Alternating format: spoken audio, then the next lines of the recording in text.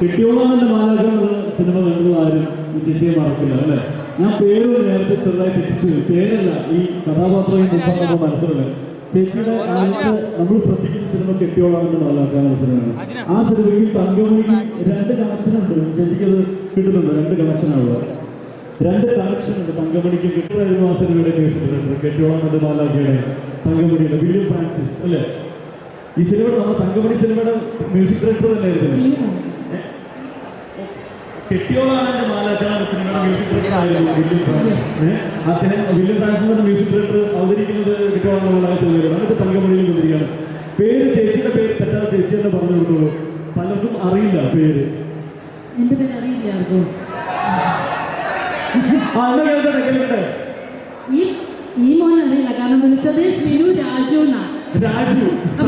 ഞാൻ പറഞ്ഞു ആരെ മാറ്റി പറഞ്ഞാലും എന്റെ ഭർത്താവിനെ മാറ്റി പറയരുത്. ഇപ്പൊ പറഞ്ഞു തിരിച്ചതാ. സിജോ എന്നാണ് എന്റെ പേര്. സ്മിനു സിജോ. ഇഷ്ടപ്പെട്ട ഒരുപാട് കഥാപാത്രങ്ങൾ ചെയ്തിട്ടുണ്ട്.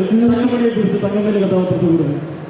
തങ്കമണി ദിലീപേട്ടൻ വന്നപ്പം നിങ്ങൾ കൊടുത്ത ആ സ്നേഹവും ദിലീപേട്ടൻ നിങ്ങൾക്ക് തന്ന സ്നേഹവും കണ്ടപ്പോൾ എനിക്ക് മനസ്സിലായി ഈ കോഴിക്കോടുകാർ തന്നെ ഈ സിനിമ ഹിറ്റാക്കി തരുമെന്ന്.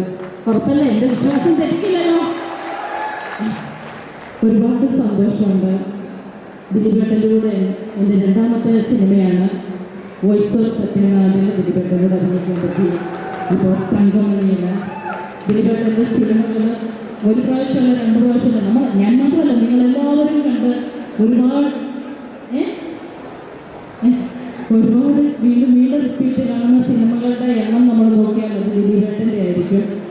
ഞാൻ ഒരിക്കലും പ്രതീക്ഷിച്ചിട്ടില്ല ദിലീപേട്ടനെ നേരിൽ കാണാൻ പറ്റുമെന്ന് പോലും. ഇപ്പം ഒരുപാട് പ്രാവശ്യം കാണാൻ പറ്റുന്ന സിനിമകളിൽ അഭിനയിക്കാൻ പറ്റുന്നു. ദിലീപേട്ട താങ്ക് യു. എല്ലാവരും കൂടി ഉണ്ടാവണം. നമ്മുടെ ദിലീപേട്ടൻ്റെ സിനിമ, നമ്മുടെ സിനിമ വിജയിപ്പിക്കണം. രതീഷ് എനിക്കൊരു അവസരം തന്നതിന് ഒരുപാട് നന്ദി.